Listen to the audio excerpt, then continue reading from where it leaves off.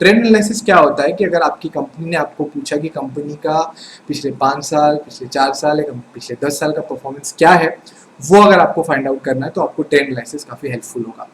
तो trend analysis में जो है बेसिकली आपको हॉरिजॉन्टल एनालिसिस के जो डेटाज है कुछ कुछ आपको वैसे ही यहाँ पे एनालिसिस करने के लिए मिलेगा, लेकिन फ़र्क क्या होता है कि जो हॉरिजॉन्टल एनालिसिस है वो 2 साल के जो पीरियड में कंपेयर किया जाता है, और जो ट्रेंड एनालिसिस है वो बेसिकली 2 से ज़्यादा ईयर में बेसिकली आपको कंपैरिजन करना होता है। तो यहाँ पे जो ट्रेंड एनालिसिस है वो आपको पिछले 5 साल, 10 साल, 3 साल, 4 साल जितना भी आपको रिक्वायरमेंट है वो एनालिसिस करने में आपको हेल्पफुल होता है। तो यहाँ पे जब आप डेटा कंसिडर करते हैं तो आपको बहुत इंपॉर्टेंट ध्यान में रखना है कि आपके पास 2 साल से ज़्यादा का डेटा होना चाहिए मिनिमम,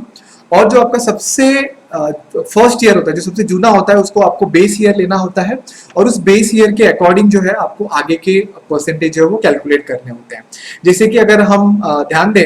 तो यहाँ पे जो हमारा सबसे फर्स्ट ईयर इसको हमने बेस ईयर ले लिया, तो वो हमारा 100% हो गया, मतलब वहाँ पे हमारा जो परफॉर्मेंस है 100% है। अगर उस बेस ईयर के कंपैरिजन में अगर हम देखें तो हमारा जो सेकेंड ईयर है वहाँ पे कैसा परफॉर्मेंस हुआ है, तो अगर हम इसको कंपेयर करें तो वहाँ पे जो परफॉर्मेंस है वो बड़ा है।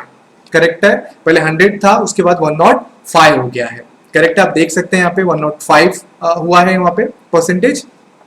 और फिर थर्ड को अगर हम कंपेयर करें तो यहाँ पे जो हमारा फॉर्मूला होगा वो हम यहाँ पे जो है उसको डिवाइड करके जो हमारा बेस ईयर होगा उससे, और हम 100 से मल्टीप्लाई करेंगे, वहाँ पे आप देखेंगे तो जो ट्रेंड है वो बेसिकली वहाँ पे कम हुआ है। तो यहाँ पे ट्रेंड एनालिसिस की जो सबसे बड़ी खासियत है कि इसमें वैल्यूज के साथ साथ जो है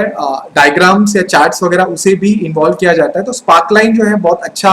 एक ऑप्शन है जो आप यूज कर सकते हैं इवेल्युएट करने के लिए। तो यहाँ पे जो आपका डेटा होगा वो आपको सिलेक्ट करके जहाँ पे आपको एनालिसिस करना है, करेक्ट है, वो लोकेशन आप वहाँ पे चूज करके आप उसको ओके कर सकते हैं, और वहाँ पे ओके करने के बाद आपको जो मार्कर्स है अगर आप ऑन करेंगे तो आपको एनालिसिस जो है वो आपको क्लियर होगा कि आपका जो ट्रेंड है वो आप कैसे जा रहा है, आपका फ्लैट है कि अपवर्ड जा रहा है, डाउनवर्ड जा रहा है, आप देख सकते हैं। तो उसी तरह आप ये जो फॉर्मूला है वो आप बाकी के इसमें भी एग्जीक्यूट करेंगे तो आपको क्लियर होगा कि आपका ट्रेंड जो है वो बेसिकली आपका कैसे चल रहा है। तो यहाँ पे बेसिकली जो ट्रेंड एनालिसिस है इसमें आपको क्लियरिटी आती है कि आपका कंपनी का हिस्ट्री जो है वो कैसा है, कंपनी का पास्ट जो परफॉर्मेंस है पिछले 5 साल 10 साल, हमने तो 3 साल ही लिया, आप ऐसे 5 ईयर्स 10 ईयर्स 20 ईयर्स कितने साल का भी डेटा आप कंसीडर कर सकते हैं और ये एनालिसिस आप कंप्लीट कर सकते हैं, जिससे आपका पता चलेगा कि कंपनी का परफॉर्मेंस कैसे है। अगर आप देखें तो कंपनी का जो रेवेन्यू है फर्स्ट ईयर से बड़ा है, उसके बाद फिर डाउन हुआ है। कंपनी का जो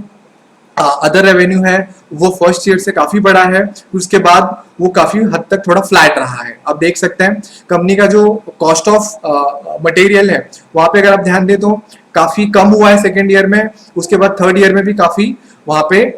कम देखने के लिए मिला हुआ है। तो इससे जो है आपको एनालिसिस करने में काफी हेल्प होता है, आपको चीजें जो है वो काफी क्लियर हो जाती हैं ट्रेंड एनालिसिस में। तो यही आप फॉर्मूला आप बैलेंस शीट में एग्जीक्यूट कर सकते हैं, और आपको माइक्रो लेवल पे और ज्यादा एनालिसिस करना हो तो आप यहाँ पे नोट्स में भी कर सकते हैं, जिससे आपको हर एक कंपोनेंट का भी जो बेसिकली परफॉर्मेंस है वो आपको क्लियर हो जाएगा, जिससे आपको कंपनी के जो हिस्ट्री है मोर देन 2 ईयर्स के जो एक्सपीरियंस है वो आपको यहाँ पे क्लियर हो पाएंगे कि कंपनी का पास्ट परफॉर्मेंस कैसा रहा है। आई होप आपको क्लियर है ट्रेंड एनालिसिस। अगर कोई भी डाउट कोई भी क्वेरी है तो प्लीज आप स्टूडेंट्स के आईडी पे डिस्कस करें। यहाँ पे हमारा जो फाइनेंशियल एनालिसिस का जो टॉपिक है वो कंप्लीट होता है। प्लीज मेरा रिक्वेस्ट है कि आप केस स्टडी सॉल्व करें, जिससे आपको और ज्यादा बेटर क्लैरिटी आएगी। अगर कोई भी डाउट है तो प्लीज स्टूडेंट्स के आईडी पे डिस्कस करें। Thank you so much.